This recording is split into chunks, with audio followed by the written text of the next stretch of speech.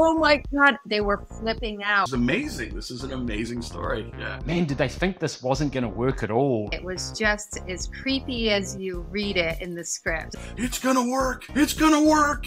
Hello, this is Sarah Rubano, makeup and hair designer, head of department for the film X, and this is Making a Scene with Last Looks. I'm Jason Doherty. I was the prosthetics designer working for Weta Workshop. I'm Kevin Wasner. I was prosthetics key. Well, this scene is when a sleeping Maxine rolls over and wakes up to find herself face to face with creepy old lady Pearl in bed with her. Wow. Weta basically put me forward for the job, and they pitched it to me as a very ambitious project. I did take a meeting with our director, Jacob, our producer, and they are infectious. Their excitement, their passion, their drive for wanting to make it really visually exciting. So I got infected with that excitement, and I'm also a sucker for a challenge. And then I heard it was A24 and then Ty West. I'm a fan of both. I was like, I gotta be involved in this. And then it was like old age makeup. And I'm like, oh my gosh, this is exactly what I've been wanting to do. So from a design point of view, we weren't trying to actually specifically make the makeup look like an old version of Mia Goth. We were just trying to make some creepy old lady. And that was very much the design bent we took. And we got there quite quickly because Ty, he gives huge feedback as a director, particularly at that design level. He is somebody who has a love for what we do, for makeup effects. So he loves to use the tools in the toolbox. So it's exciting and it's inspiring to plan with him because he's so passionate about all of it. He's a fan of the industry and the makeup effects, and he's really keen on, the process.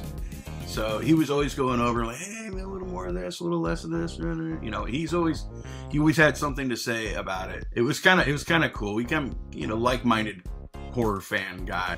He's also very detail oriented. There's never a question about what he wants, down to fingernail polish and eyeshadow and all those little details. We got saturated in mood boards, had really cool discussions. Ty and I shared, like many of us in this part of the industry, we share a love of the same sort of movies, and it was kind of like we were very much on the same page, like almost instantly, which was awesome.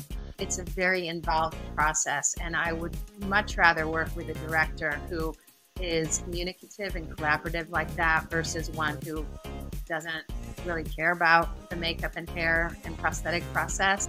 The life cast that we got sent from Prosthetic Renaissance in the US, the life casts of Mia Goth were just phenomenal. The job starts there, and if that's not good, then it's really hard to pick up the pieces. It was exciting and terrifying because she is just such a beautiful, youthful, plump-faced woman. Like just beautiful and youthful. And so then we are going to be adding volume to make her look like a decrepit, bony, old, creepy woman. There were definitely areas we had to plump up to create the look, and then to make other areas feel sunken, we had to make cheekbones and stuff. I mean, the pieces were absolutely beautiful, which made it easier because it was such a beautiful puzzle piece that the placement was very easy to follow along with them. Dan Cockersill, he's a very, very talented chap. He sculpted that makeup and he did an exceptional job. It suited his style of sculpting. He's got a very specific style, a way of doing things, and he's a very detail-orientated, very realistic sculptor. So that was awesome, and that also became the foundation of that makeup, which is what Ty wanted as well. We didn't want to sort of do anything too creaturey. She was described to us as the creature, but she's not a creature. And then working out like how the thickness was going to work in various parts of her face and how we are going to give the illusion of bringing the volume down, making the cheekbones seem bony. When we met her, she just seemed so on board, so enthusiastic, so excited. And to have an actor who's doing something so challenging to be fully on board like that is basically the key to all of it. I mean, I did a little hair punching here and there, like on the lip and upper lip. The eyebrows were also punched. We hand punched those, and the appliances are a one-off. So the next day we needed to punch new little whiskers and new eyebrows. And so that was always fun. Some of those appliances, the eyelids and just under like little eye bags, those were so fiddly and so fine. And you just had to delicately, I'd like pass one to Kevin. I was like, here's the necktie bag. And it's just like delicately pass it to him. I love putting on those eyelids though, strangely. I was so nervous the first couple times, but I really loved putting those on. It just always set that makeup off.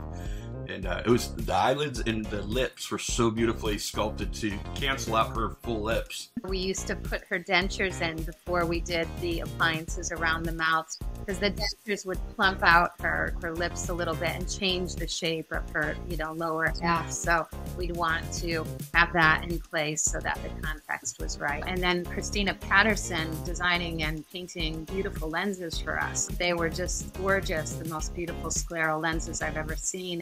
Only makeup test we did, the one and only we did on Mia as Old Lady Pearl. That was done in Miramar in Wellington here. It was before we traveled up. It was right before we started shooting, but it was like, fuck, this has to be right because there's no room for it not to be. It's not like we had a buffer. It was like we're doing this test and then we're like shooting in a few days. It was fun to watch the first stages of the painting.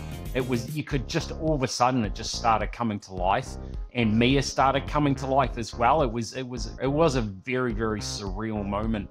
At the end of the makeup, Kevin and I and Jason, we took a step back, and literally I've just never felt that way with the makeup. I just gulped and almost tears filled my eyes. I know it sounds cheesy, but it was so convincing. Holy cow, this is incredible.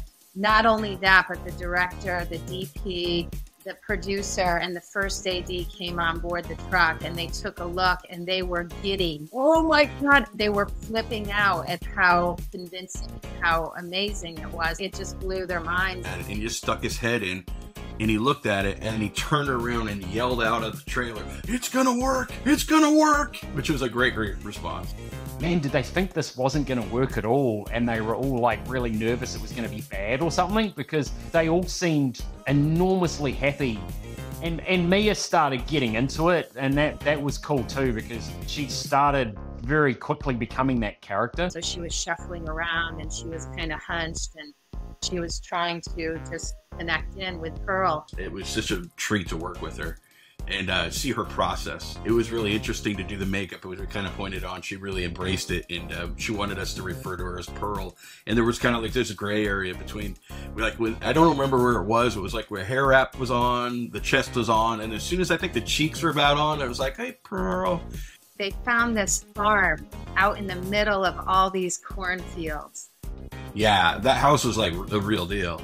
And inside it felt as creepy, and it had some historical significance to the area too. Like a family got literally killed there. I looked into all the history of it and everything. I was like, this is amazing. This is an amazing story. And it was just as creepy as you read it in the script. The first day we drove up, we were like, whoa. The house did have some creepy vibes. It was 30 days. 30 days, which felt like 100 days. I think almost out of that 30 days, it was almost every day I had a makeup. If not 2 or 3 or... And we were doing like splits and nights. That adds to the intensity of a project. Not only do you have the content and the challenges within that, but then you have the weird working hours. So Kevin and I would show up at like 1 p.m. and we'd go home at 6 a.m. the next morning. Ty and I, he wanted her to have some attribute, some characteristic that made her stand out. So a birthmark, some semblance of a birthmark. At first we played with a wine stain, did a whole series of tests and photo shoots around that exploration. And then we started into clusters of freckles and birthmarks of that nature. And then we just tried different density, different areas on her face, locations on her face. And finally we settled where we settled, but there was quite a lot of exploration around that. Frankie and I played a lot with her hair, how long, how short, how feathered, how much volume, how much texture, other aspects like blue eyeshadow, which has become, a favorite amongst the younger fans. Holy shit, there's lots of different tones and types of light blue. So we went through all of them and we played with all of the blues and finally settled on something that just works perfectly for her. To create the freckles for Maxine, we used a vac form plate over her face, and we had the freckle formation holes drilled into the vac form plate. Then we airbrushed the freckle tone, the lovely brown freckle tone, over the vac form plate. The formula and the ink would fall into place, and you take the vac form off, and there was your perfect freckle formation. The hat's off to someone to be able to play two completely different characters like that.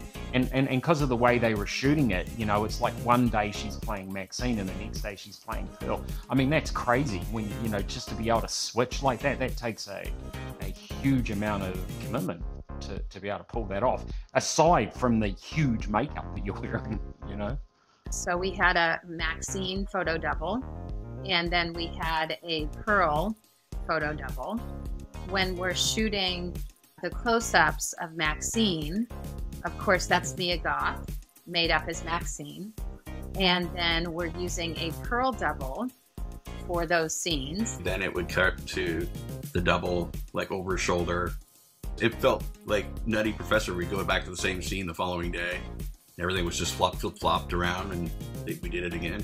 We had Margaret, who was insert shot lady for old lady hands, at times for some body stuff, like for the sex scenes. And then we had a young, youthful woman who was playing old lady Pearl, and she was about Mia's age. And so we used all of Mia's appliances on her.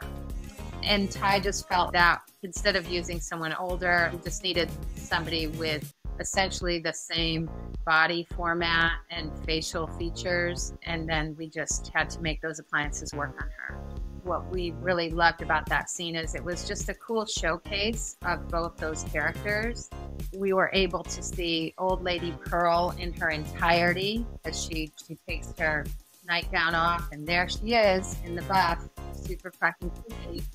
And it's really showcasing all the hard work, and the lighting was just beautiful, and she was backlit, so her hair had this creepy halo effect. And then also Mia sleeping in bed, and her skin was really dewy, and you see that blue eyeshadow popping, and they're just really cool, beautifully put together shots by Ty that just highlighted all the hard work that we had done to build and create. That was a really rewarding scene. One of the things I'm most grateful about is like just this collaborative experience in my career with such creatively talented people, and just so grateful for that. And I actually really like the movie, which is so nice to work on a movie that you like. Yeah.